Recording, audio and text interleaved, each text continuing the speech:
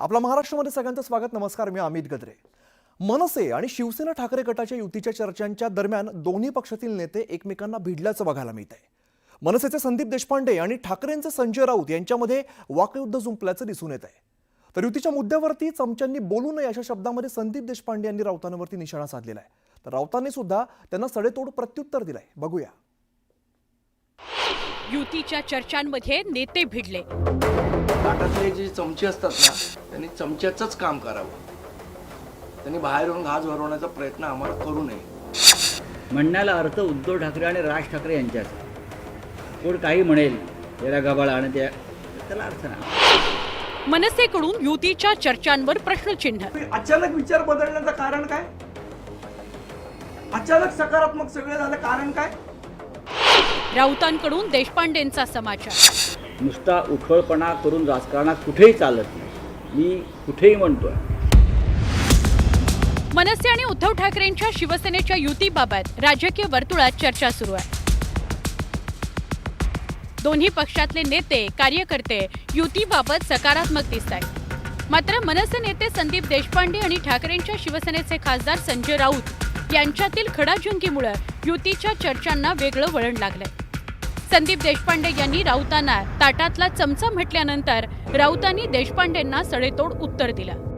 आतापर्यंत शिवसेनेकडनं मनसेची युती करायची आहे असं एकदाही सन्माननीय पक्षप्रमुख उद्धव ठाकरे म्हणालेले नाहीत. हे मी स्पष्ट करतो. त्यामुळे कोणी काही त्याच्यावर बोलण्याचा विषयच येत नाही. जे चमचे आहेत आजूबाजूचे तेच रोज ढिंडोरा पिटवतात सकारात्मक असल्याचा. पक्षप्रमुखांची इच्छा आहे की नाही हे आम्हाला अजून समजलेलं नाही. मी वारंवार सांगतो की उद्धव ठाकरे आणि राज ठाकरे हे दोन नेते किंवा भाऊच निर्णय घेतील. हे दोन भाऊच निर्णय घेतील.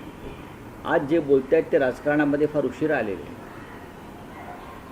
ठाकरे बंधूंना किंवा ठाकरे कुटुंबाला मी अनेक वर्ष पाहतो जवळून आणि ओळखतो. म्हणून मला माहिती आहे काय होणार आहे आणि काय होणार नाही. हे माझ्या इतकं कोणालाच माहिती नाही. युतीबाबत माझ्याशिवाय कुणालाच माहिती नाही असा दावा करतानाच राऊतांनी संदीप देशपांडेंवर सडकून टीका केली. त्यांच्या म्हणण्याला इथे अर्थ नाही. म्हणण्याला अर्थ उद्धव ठाकरे आणि राज ठाकरे यांच्याच. कोण काही म्हणेल याला गबाळा आणि त्याला अर्थ नाही. आमच्याकडलं कोणी काय म्हणणार नाही, त्यांच्याकडलं कोणी म्हणणार नाही. राजकारणामध्ये माणसानं कायम संयमी आणि आशावादी असायला पाहिजे. काही लोकांना अजून त्याचं प्रशिक्षण घेण्याची गरज आहे. नुसता उठवळपणा करून राजकारणात कुठेही चालत नाही. मी कुठेही म्हणतोय. याआधीही मनसे नेते संदीप देशपांडेंनी युतीच्या सकारात्मकतेवर प्रश्नचिन्ह निर्माण केलं होतं. शिवसेना मेळाव्यातील उद्धव ठाकरेंच्या वक्तव्यानंतर देशपांडेंनी काय प्रतिक्रिया दिली होती ती बघूया.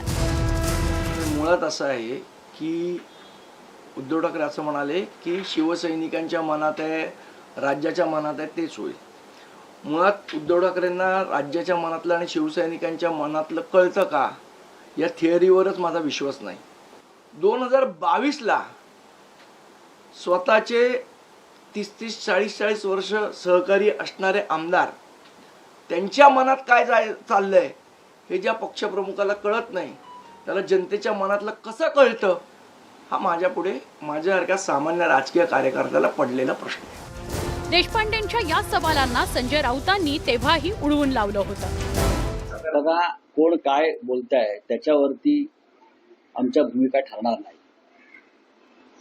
उद्धव ठाकरे आणि राज ठाकरे ह्या दोन प्रमुख नेत्यांमध्येच जो संवाद आहे बरं का, किंवा जो संवाद होणार आहे त्याच्यावर भूमिका ठरते. आता मी काय बोलतोय या क्षणी किंवा अन्य कोणी काय बोलतोय, मी माझ्या पक्षामधली सध्याची जी काय एक मानसिकता आहे त्याच्याविषयी सांगतो. आमच्या सगळ्यांची मानसिकता ही अत्यंत योग्य दिशेने चाललेली आहे. शिवसेना उबाठा पक्ष आणि मनसेच्या युतीच्या चर्चा सुरू झाल्यापासून राजकीय विश्वातून अनेक प्रतिक्रिया येत आहेत. पण या दोन पक्षातीलच नेते एकमेकांना भिडल्यानं युतीचं नेमकं काय होणार असा सवाल उपस्थित होतोय. Bureau report, news 18 Lokmat.